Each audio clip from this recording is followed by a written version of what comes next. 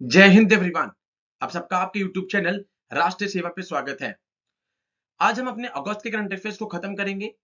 First 15 days के current affairs हम discuss कर चुके हैं एंड आज हम 16 ऑनवर्ड्स डिस्कस करेंगे। इसके अलावा जितने भी करंट इश्यूज होते हैं ऑलमोस्ट एवरी डे या एवरी सेकेंड डे हम वीडियोस बना देते हैं सो दैट जो भी करंट अफेयर्स में चल रहा है आपको उसके रिस्पेक्टिव सब कुछ पता हो। ये उसके अलावा करंट अफेयर्स हैं, इसमें सेम टॉपिक को रिपीट नहीं किया गया है।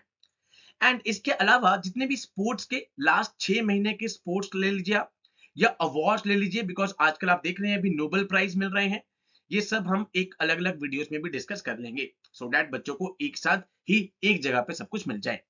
सो आज हम डिस्कस करेंगे अपना second half of the August 2023। Prime minister greets all sports person on national sports day. National sports day पर प्राइम मिनिस्टर जी ने सबको ग्रीट किया है। स्पोर्ट्स डे से रिलेटेड है, अभी एशियन गेम्स भी चल रही हैं। आपको वो पता हो किस किस फील्ड में मेडल्स आ रहे हैं, बिकॉज इस बार इंडिया बहुत अच्छा परफॉर्म कर रही है। Every year national sports day is celebrated on August 29। 29 अगस्त को स्पोर्ट्स डे सेलिब्रेट किया जाता है। किस रीजन से किया जाता है? Because on the birth anniversary of Indian hockey legend major Dhyan Chand. Major Dhyan Chand के नाम से यहाँ पर नेशनल स्पोर्ट्स डे बनाया जाता है, जिनको जादूगर कहा जाता था हॉकी का। The wizard of the hockey. Wizard means जादूगर of hockey. This day has been dedicated to the great athlete and the hockey player. National sports day कब इंक्लूड किया गया? सेलिब्रिटी डेज में। यहाँ पर 2012 के बाद से इसे सेलिब्रिटी डेज में ऐड कर दिया जाता है। इस बार की थीम क्या रही है? बिकॉज थीम बेस्ड क्वेश्चन बहुत पूछे जाते हैं एग्जाम में। थीम रही है sports are an enabler to inclusive and fit society. भाई स्पोर्ट्स यहाँ पर क्या कर रहा है? इंक्लूसिव और फिट सोसाइटी को इनेबल कर रहा है।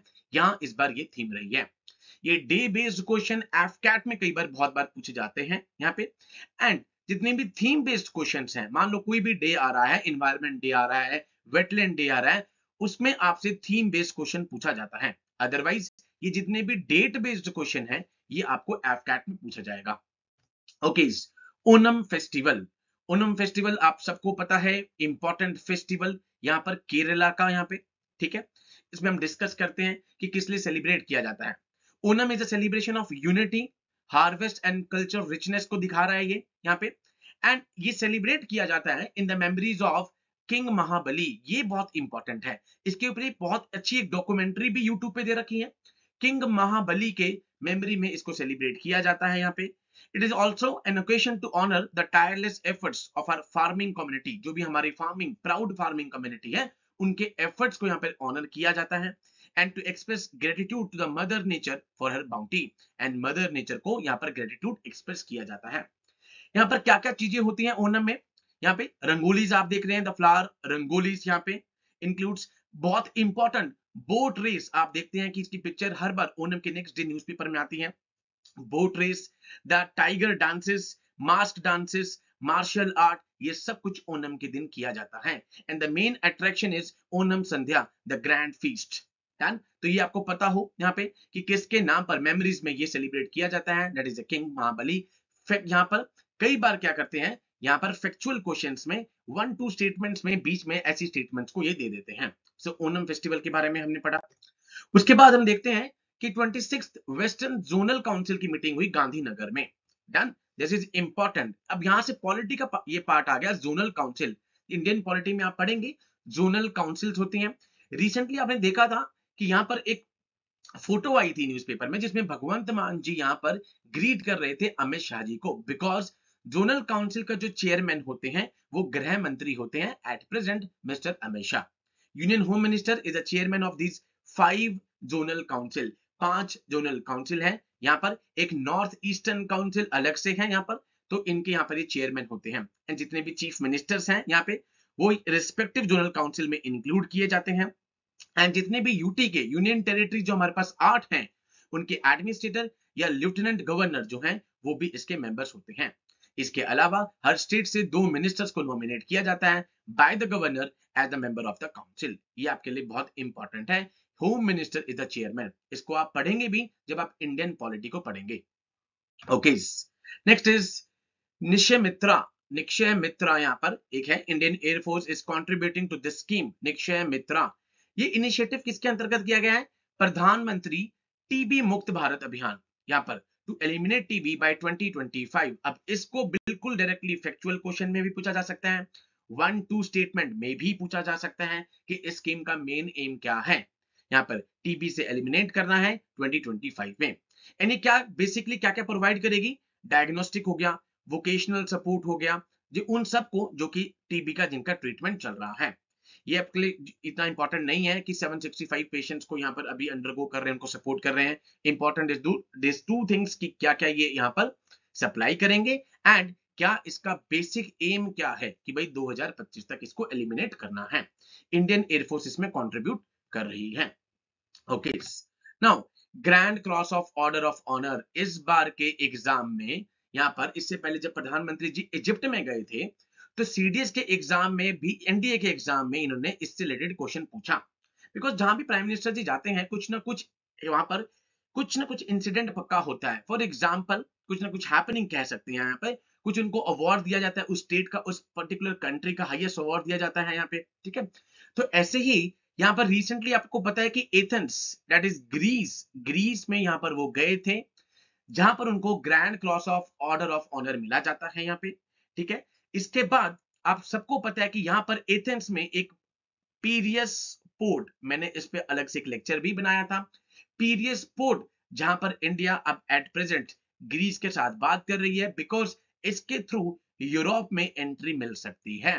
Recently India middle east corridor, जो कि आपने देखा कि G20 में आया, उस पर भी डिस्कशन हुई, उसके थ्रू भी यूरोप में एंट्री कर रहे हैं। पीरियस पोर्ट ग्रीस में है, ये भी आपके लिए बहुत इंपॉर्टेंट है। तो only the righteous should be honoured, यहाँ पे उनको ऑनर किया गया ग्रीस में। So this is very important because at present यहाँ पर रिसेंटली उनकी एक विजिट भी हुई थी ग्रीस में। Okay, the tomb of unknown soldier, prime minister ji ने ट्रिब्यूट करा यहाँ पे जब वो इसमें ग्रीस में गए थे, the tomb of unknown soldier. अब इसमें सर कहां से क्वेश्चन आएगा, डन। फर्स्ट आपको ये पता हो the tomb of unknown soldier Greece. उसके बाद जो ये वॉर मेमोरियल है, ये लोकेटेड कहां पर है, सिंटेगमा स्क्वायर। अब ये टाइम स्क्वायर, ये स्क्वायर मैच द फॉलोइंग्स में आ सकता है कि सिंटेगमा स्क्वायर कहां पर है, ये कहां पर है, ग्रीस में है, ये आपको पता हो। This is important for the exam. Seventh news, Commonwealth parliamentary association, यहां पर इसकी कॉन्फ्रेंस कहां पर हुई, उदयपुर में हुई, यहाँ पे राजस्थान में हुई। अब इस ऑर्गेनाइजेशन के बारे में अलग से पूछा जा सकता है, किसके अंतर्गत ये स्टैब्लिश की गई है, कॉमनवेल्थ ऑफ नेशंस के अंतर्गत इसको स्टैब्लिश किया गया है। कब किया गया है, 1911 में किया गया है। 1911 इतिहास में क्यों इंपॉर्टेंट है, जब कैलकाटा से दिल्ली कैपिटल ट्रांसफर की गई थी। हेडक्वार्टर कहां पर है, लंदन में इसका हेडक्वार्टर है। लंदन जो कि थेम्स रिवर के ऊपर फॉल करता है, थेम्स रिवर। प्रीवियसली इसको क्या कहते थे, एम्पायर पार्लियामेंट्री एसोसिएशन के नाम से इसको जाना जाता था। तो ये तीन चीजें पता हूं आपको, कब स्टैब्लिश हुआ, कहां पर हेडक्वार्टर है यहाँ पे, ठीक है। ये तो मैंने चलो अंदर का आपको फैक्ट्स बता दिया कि 1911 में मेजर हैपनिंग क्या हुई थी हिस्ट्री में, लंदन कौन सी रिवर पे है, ये इस बार उदयपुर में कॉन्फ्रेंस हुई थी, इसलिए हमारे लिए इंपॉर्टेंट हो जाती है। ओके, G20, अभी G20 की मीटिंग होके हटी है, हमने बहुत डिस्कस कर चुके हैं G20 के बारे में। यहां पर एक अलग से ट्रिक क्या थी कि जो G20 का पैंडेमिक फंड है वो इंडोनेशिया, जो इससे पहले प्रेसिडेंसी किसके पास थी, इंडोनेशिया के पास थी, तो वहां पर स्टैब्लिश किया गया था। ये आपको बस इंपॉर्टेंट है जो आपको पता हो कि इसका बेसिक एम क्या है। जितनी भी यहां पर प्रिपेयर्डनेस होगी, प्रिवेंशन होगी पैंडेमिक से रिलेटेड, उससे G20 के लिए एक आपको पता है that is called a troika. Troika means इससे पहले मीटिंग कहां पर हुई थी, इंडोनेशिया, इस बार कहां पर हो रही है, इंडिया, एंड अगली कहां पर होगी, Brazil, that is called a troika. Okay, India announce definition of green hydrogen, very important, green hydrogen की यहां पर डेफिनेशन इंडिया ने अनाउंस करी है।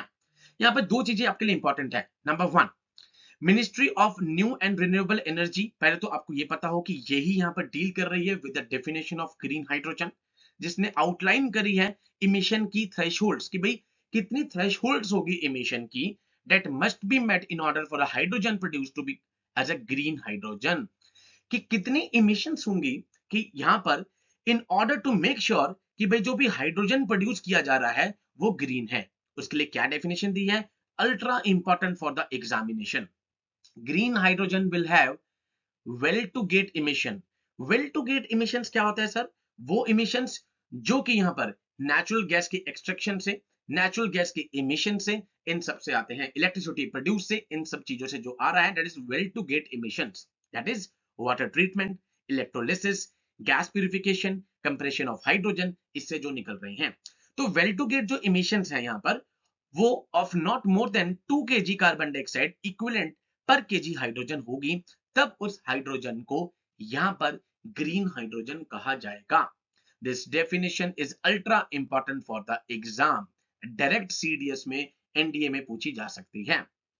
कौन सी यहां पर नोडल वो है, the bureau of energy efficiency, the ministry of power shall be the nodal authority for accreditation of agencies for the monitoring and certification of green hydrogen production projects. यहां पर ये क्या करेगी, नोडल अथॉरिटी होगी जो कि एक्रेडिटेशन देगी, then monitor करेगी, वेरीफाई करेगी। Well to gate emissions, emissions related to the that's the natural gas emissions, natural gas extractions, these all things will deal with well to get emission। वो 2 kg carbon dioxide equivalent to the per kg hydrogen से यहां पर ज्यादा नहीं होगी, तब उसको green hydrogen का नाम दिया जाएगा। ओके, हरिकेन इडालिया कहां पर है, फ्लोरिडा, बस इतना पता हो कहां पर है, फ्लोरिडा। यहाँ पे आप सबको पता है ट्रॉपिकल साइक्लोन्स, 3 तरह के साइक्लोन्स होते हैं। ट्रॉपिक रीजन्स में जो आते हैं that is called tropical cyclones, temperate region में जो आते हैं that is called temperate cyclones, जो पोलर रीजन्स में आते हैं that is called polar vertex. 3 तरह के होते हैं ट्रॉपिकल साइक्लोन्स जो कि ईस्ट टू वेस्ट मूव करते हैं, एंड यहाँ पर 13 कंट्रीज हैं जो कि हर बार अलग अलग उसको नाम देते हैं, नेमिंग्स होती हैं उसकी, है। तो हम देखते हैं कि इनके भी नाम है। फॉर एग्जांपल इंडिया वाले पार्ट में, इंडियन ओशन में साइक्लोन्स कहा जा रहा है इसको, ठीक है। ऑस्ट्रेलिया में इसको विली विली कहा जाता है। चाइना में यहां पर ले लें तो टाइफून्स के नाम से होता है। तो इनके अलग अलग नाम है, ईस्ट से वेस्ट की तरफ ये मूव कर रहे हैं। तो यहां पर मैच द फॉलोइंग पूछा जा सकता है, हरिकेन इडालिया फ्लोरिडा में। Okay, recent news, African union जिसको अभी G20 का मेंबर बनाया गया, G21 हो गया, उन्होंने नाइजर को यहां पर सस्पेंड कर दिया गया है। यहां पे सस्पेंड किया है बिकॉज आपको पता है वहां पर लगातार कू चल रहा है, due to recent coup that overthrew the democratic elected president. उस कू के कारण जो भी डेमोक्रेटली वहां पर चुन के आया राष्ट्रपति उसको हटा दिया गया, इसलिए अफ्रीकन यूनियन ने नाइजर को अभी सस्पेंड कर दिया है। अफ्रीकन यूनियन क्या है हम बहुत बार डिस्कस कर चुके हैं, बट यहां पर भी डिस्कस करेंगे। एक तो G20 का लेटेस्ट मेंबर बना है। नाउ नाइजर के बारे में अगर आपसे पूछा जा सकता है, एक लैंड लॉक्ड कंट्री है ये वेस्ट अफ्रीका में। कहां पे, लिबिया इसके नॉर्थ ईस्ट में है, चड इसके ईस्ट में है, नाइजीरिया इसके साउथ में है, Benin and Burkina Faso south west में है, माली इसके वेस्ट में है, अल्जीरिया इसके नॉर्थ वेस्ट में है, एंड 80% इसका लैंड जो है सहारा में आ रहा है। सो ज्योग्राफिकल लोकेशन बेस्ड क्वेश्चन पूछा तो इससे बाहर कुछ नहीं पूछा जा सकता। अफ्रीकन यूनियन क्या है ये हम डिस्कस कर लेते हैं, पहले भी कर चुके हैं भाई। यहां पर 3 चीजें आपके लिए इंपॉर्टेंट। नंबर 1 G20 का मेंबर बन गया है। नंबर 2 कौन सी डिक्लेरेशन से अफ्रीकन यूनियन आया था, सर्टे डिक्लेरेशन। सर्टे जगह कहां पर है, लिबिया में ये जगह है जहां पर अफ्रीकन यूनियन को एस्टैब्लिश किया गया था। नंबर 3 55 इसमें मेंबर स्टेट्स हैं यहाँ पे, ठीक है। एंड नंबर 4 इसका हेडक्वार्टर कहां पर है, एडिस अबाबा इथियोपिया, एडिस अबाबा में इसका हेडक्वार्टर है। ये 4-5 चीजें आपको पता हो, G20 में लेटेस्ट मेंबर भी बना है। ओके, लिकारू मिगला फुकचे, इसके बारे में हम शॉर्ट भी बना चुके हैं, यहां पर भी डिस्कस करेंगे।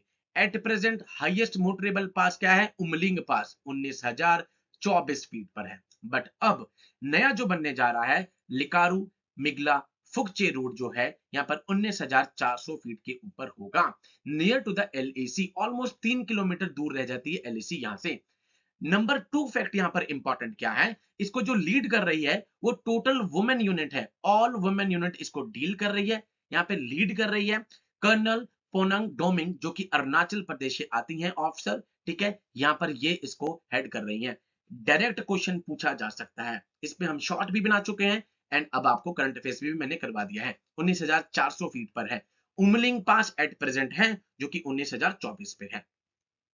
ओके, अरशा दोरा गैस फील्ड यहां पर अभी न्यूज में क्यों आया, नंबर 1 तो पहले कि सर ये फील्ड है कहां पर, इसकी ज्योग्राफिकल लोकेशन क्या है।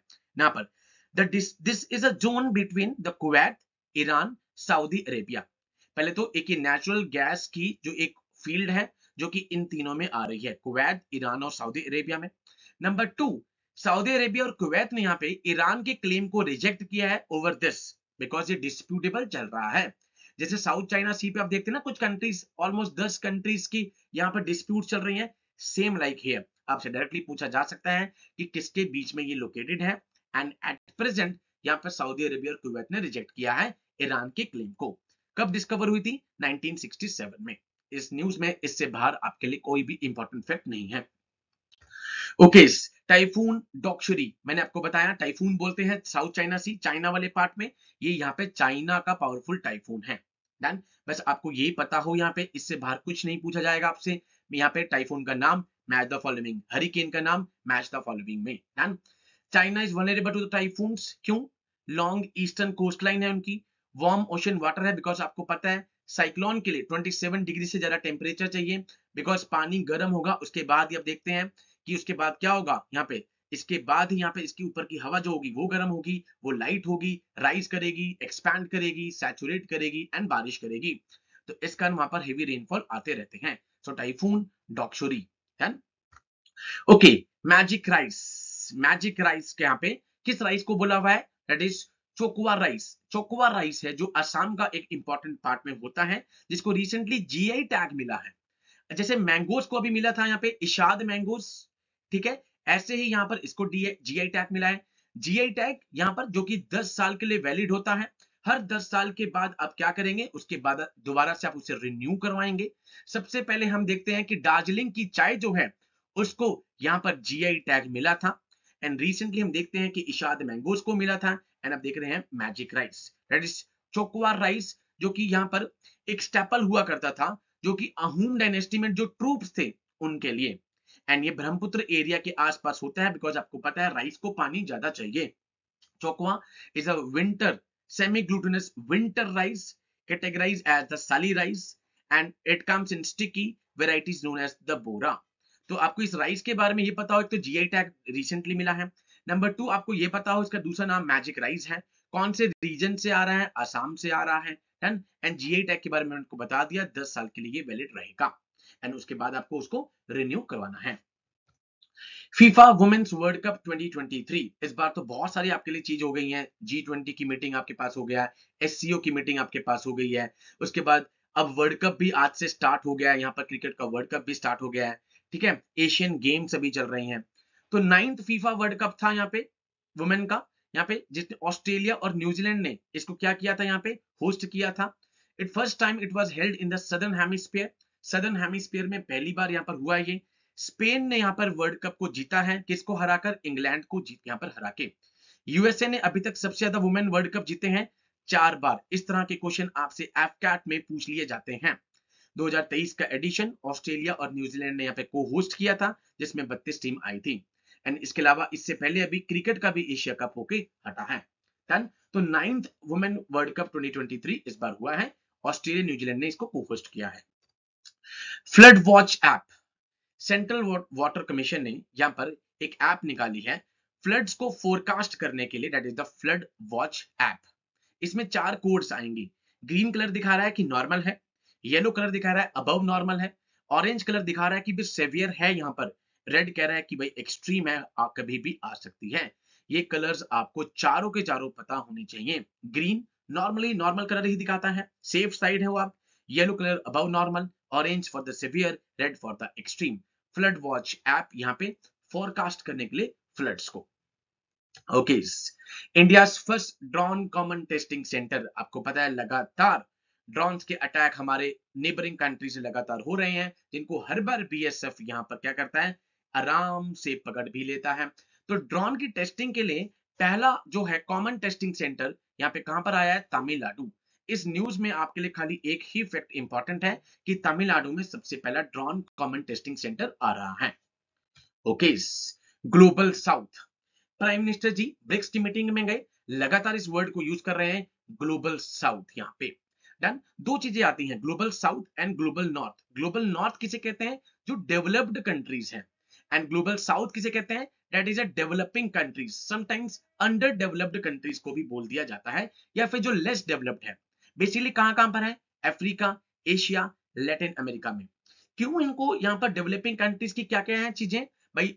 पॉवर्टी वहां पे चल रही है, इनकम इनइक्वालिटी चल रही है, लिविंग कंडीशंस चैलेंजिंग चल रही हैं, ये सब कुछ वहां पर होगा as compare to the global north, that is USA हो गया आपके पास, ठीक है, वो कंट्रीज जहां पर डेवलपमेंट बहुत अच्छी चल रही है। तो ग्लोबल साउथ की यहां पर वॉइस बनता जा रहा है लगातार इंडिया। आपने देखा G20 में भी G21 हुआ एंड अफ्रीकन यूनियन को यहां पर ऐड करवाया गया।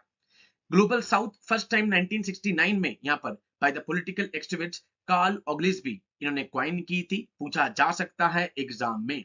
It gained momentum after the dissolution of Soviet union 1991 में, जब यहां पे सोवियत यूनियन अलग हुआ उसके बाद ये रशिया होता है, उसके बाद एकदम से यहां पर ये टर्म जो है मोमेंटम गेन करती है, which mark the end of second world का यहां पर एंड किया जाता है।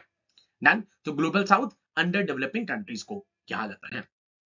विवाद से विश्वास, भाई विवाद से विश्वास जो एक स्कीम है जिसको expenditure ministry of finance ministry ने यहां पर क्या किया है, लॉन्च किया है। एम क्या है इसका, यहां पे जितने भी डिस्प्यूट्स हैं involving the government and government undertakings, government और गवर्नमेंट अंडरटेकिंग्स के बीच में कुछ भी जो डिस्प्यूट्स हैं, उन डिस्प्यूट्स को सॉल्व करने के लिए यहां पर स्कीम को लाया गया है। The national commission, this is the news, factual news, directly important for the FCAT part, and directly CDS में भी आपसे पूछा जा सकता है कि कौन सी मिनिस्ट्री इसकी नोडल मिनिस्ट्री है, फिनांस। सेकंड फैक्ट आपके लिए यहां पर यह आया है कि जो प्रोटेक्शन ऑफ चाइल्ड राइट्स का कमीशन है, उन्होंने एक एप्लीकेशन यहां पर बनाई है, दैट इज अ मासी monitoring app for seamless inspection. जितने भी चाइल्ड केयर इंस्टीट्यूशंस हैं उनको मॉनिटर करना है, CCI, जितने भी चाइल्ड केयर इंस्टीट्यूशंस हैं उनको मॉनिटर करने के लिए एक ऐप बनाई गई है, मासी monitoring app for seamless inspection, यहां पर। So national commission for the protection of child rights, दोनों बिल्कुल फैक्चुअल चीज है। विवाद से विश्वास, ministry of finance. Okay, Ullas Nav Bharat this साक्षरता कार्यक्रम, साक्षरता एजुकेशन से रिलेटेड आपको पता लग रहा है। तो 2020 में on the 3rd anniversary of national education policy, यहां पे श्री धर्मेंद्र प्रधान जो कि मिनिस्टर है, उन्होंने ये एप्लीकेशन लॉन्च करी, that is the Ullas Nav Bharat Saaksharta Karyakram, Ullas app. इसका बेसिक एम क्या है, to provide access to basic literacy and critical life skills को देना, यहाँ पे टेक्नोलॉजी के साथ लेवरेज करके। लिटरेट मतलब 7 साल से ऊपर का बच्चा जो अपना नाम लिख सकता है, पढ़ सकता है, that is called a literate. It serves as a digital gateway को की तरह ये सर्व करेगा, सो दैट जितने भी लर्नर्स हैं वो डाइवर्स रिसोर्सेज को दीक्षा पोर्टल के थ्रू, जो एनसीईआरटी का एक पोर्टल है दीक्षा, उसके थ्रू सभी रिसोर्सेज को एक्सेस कर सके। डिजिटल गेटवे के तौर पे काम करेगा नव भारत साक्षरता कार्यक्रम उल्लास। याद रहे आपको एजुकेशन मिनिस्ट्री से, एजुकेशन मिनिस्ट्री जिसका नाम पहले HRD मिनिस्ट्री था, बाद में एजुकेशन मिनिस्ट्री कर दिया गया। ओके, तो ये थे हमारे करंट अफेयर्स अगस्त के सेकेंड हाफ के।